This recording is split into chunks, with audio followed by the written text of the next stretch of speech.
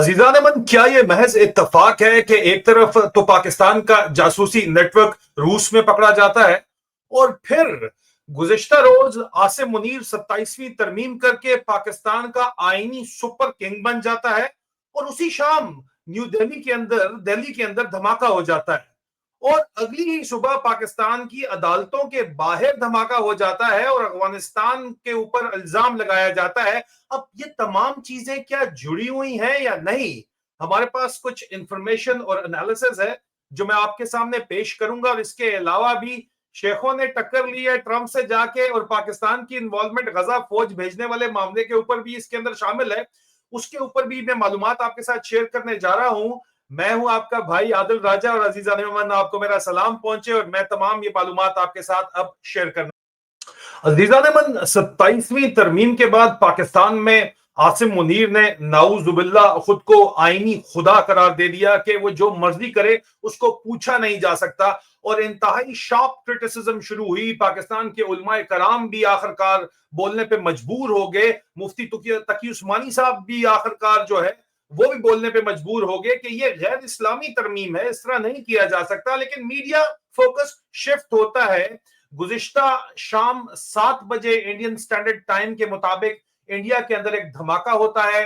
India के लाल किले red fort की बिल्कुल सुनहरी मस्जिद के सामने उसकी पार्किंग से एक गाड़ी निकलती है और वो निकल के फटती है। शुरू में कहा जाता है कि जनाब ये सीएनजी सिलेंडर का ब्लास्ट हो सकता है, लेकिन इन्वेस्टिगेशन जब आगे बढ़ती है तो पता चलता है कि पिछले 48 घंटे के अंदर एक इन्वेस्टिगेशन चल रही थी और उस इन्वेस्टिगेशन का इसके साथ बराह रास्त ताल्लुक है। और इसीलिए इंडियन प्राइम मिनिस्टर जो है वो बयान जारी करते हैं कि जनाब जो भी इसके जिम्मेदारान हैं उनको हम किसी सूरत नहीं छोड़ेंगे।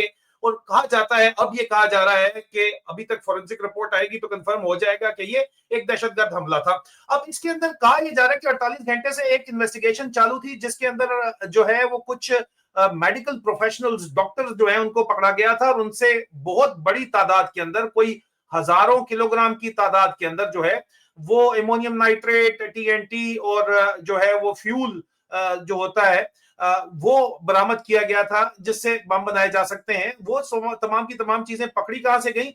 वो दिल्ली से आधा घंटा दूर फरीदाबाद के मुकाम के ऊपर जो है ये बहुत बड़ा एक मैसिव कैशे पकड़ा गया। उसका ये लिंक करते हैं पाकिस्तान के अंदर जैश ए मोहम्मद से, लश्कर तैयबा से, जो बराह रास्त पिछले 4 दिन की जंग के बाद मुसलसल धमकियां हिंदुस्तान को लगा रहे हैं कि हम तुम्हें छोड़ेंगे नहीं और बाकायदा तौर के ऊपर वीडियो के ऊपर बयान भी जारी कर रहे हैं, पोस्टर भी जारी कर रहे हैं और उनका लिंक जोड़ा जाता है मुबैना तौर के ऊपर पाकिस्तान की फौजी एस्टेब्लिशमेंट से। तो बहरहाल वो एक पुराना एक प्रॉक्सी वॉर तो हिंदुस्तान और पाकिस्तान दोनों में आपस में चल रही है। बलूचिस्तान के अंदर जो कुछ होता है वो वहां के ऊपर जो कुछ होता है उसके ऊपर तो इस वक्त बहस नहीं है, हम दिल्ली के ऊपर बहस कर रहे हैं। तो यहाँ पे जो गाड़ी इस्तेमाल हुई, ये तस्वीर आपको नजर आ रही है, ये गाड़ी थी Hyundai i20 इस्तेमाल की गई थी और ये Hyundai i20 बिल्कुल ब्लास्ट से थोड़ी देर पहले जो है ये इसकी तस्वीर है यहाँ पे।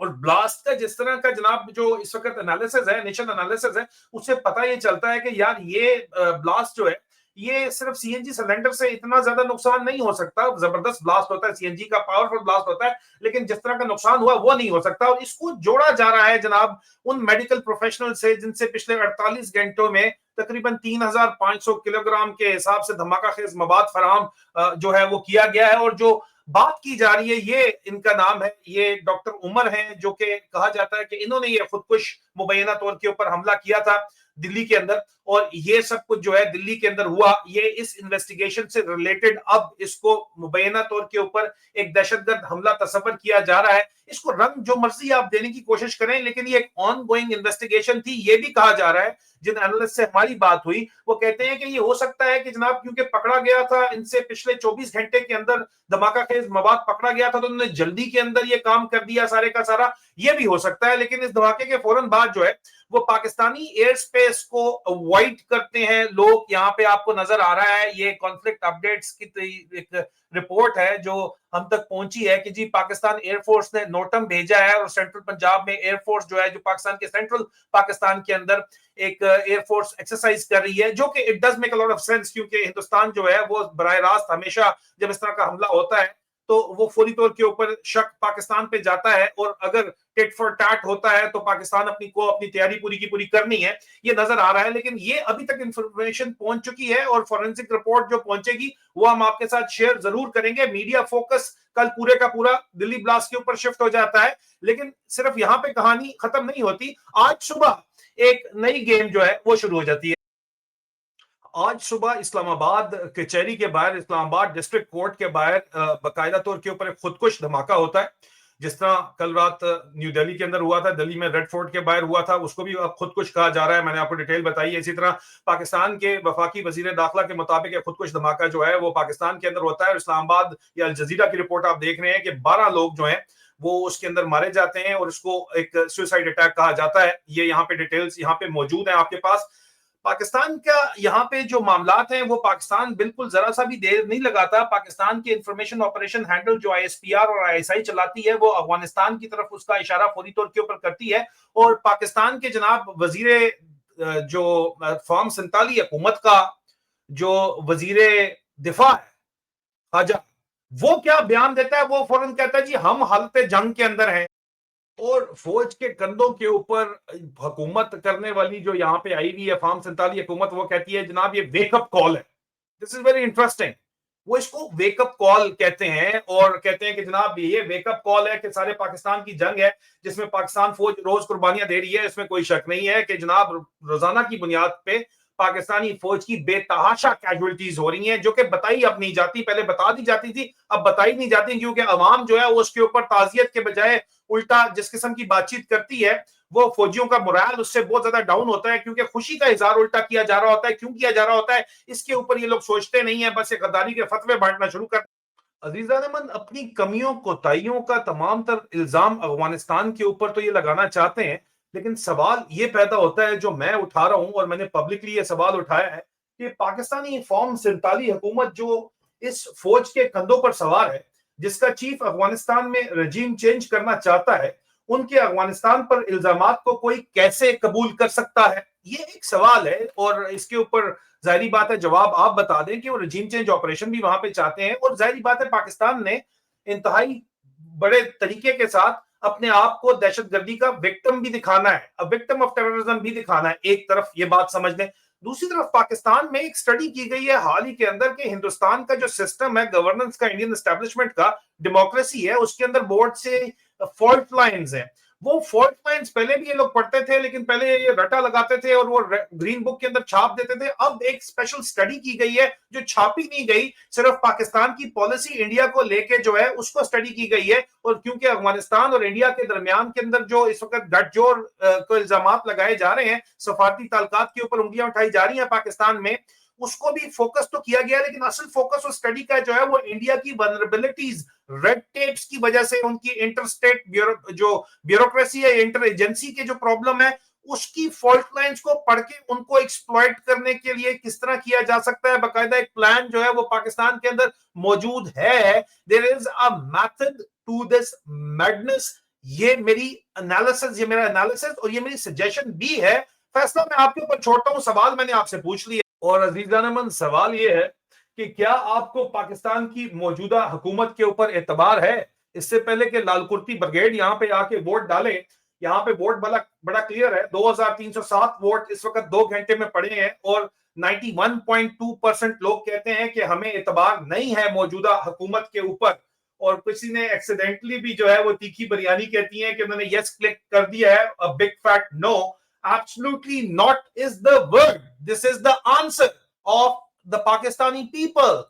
अब ये पाकिस्तान के अपने जो इस वक्त काबिज जो इस वक्त माफिया है या जो एलीट कैप्चर है, उनके सोचने की बात है। लेकिन इससे आगे कहानी मजीद इंटरेस्टिंग हो जाती है। इंटरेस्टिंगली गुज़िश्ता रोज ही इकोनॉमिक टाइम्स एक स्टोरी करता है, स्टोरी आपको नजर आ रही है, और इकोनॉमिक टाइम्स एक बताता है उस स्टोरी के अंदर कि जो रशियन अथॉरिटीज हैं उन्होंने एक बहुत बड़ा जासूसी का नेटवर्क, जिसका मुबैना ताल्लुक पाकिस्तान की आईएसआई से बताया जाता है, उसको उन्होंने पकड़ा है, जिनका टास्क ये था कि वो advanced air defence technology, air defence system जो है वो रशिया से स्मगल करे, पाकिस्तान लेके जाए, और ये मैं आपको वाज़ेह तौर करता चलूं कि जो 4 दिन की जंग हुई है जिसमें कहते थे हमने राफेल गिरा दिए, ठीक है, ये नहीं बताते कि जनाब पूरा पाकिस्तान का एयर डिफेंस सिस्टम कॉम्प्रोमाइज्ड है, कॉम्प्रोमाइज हो चुका है और ब्रीच हुआ है, और अपनी मर्जी से हिंदुस्तान ने जो है पाकिस्तान भर के अंदर निशाने मारे हैं, इनके एयर बेसिस को उन्होंने हिट किया है।